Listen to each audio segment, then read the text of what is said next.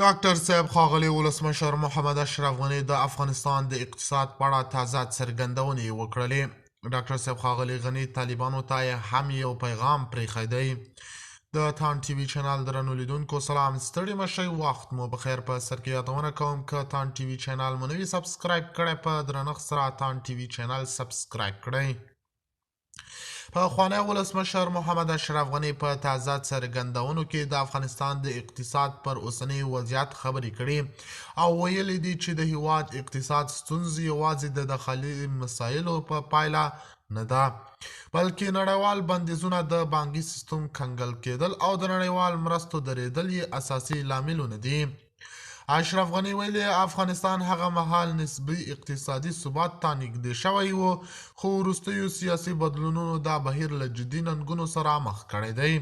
د هغه په وینا د بانکونو د شتمنیو کنګل کېدل او د نړیوال مالي نظام څخه د افغانستان جلا کېدل د ولس پر ورځني ژوند مستقیم اغیز کړی.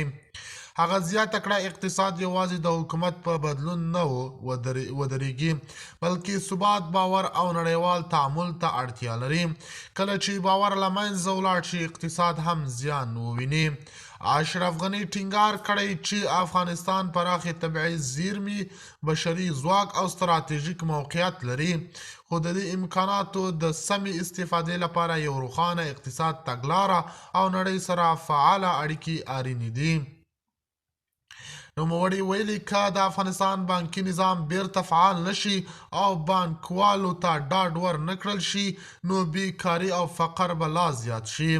هغه همدارنګه د خصوصي سکتور رول مهم بللی او ویلي دي چې پرته له خصوصي پانګونو ونیز اقتصاد وده نشي کولای.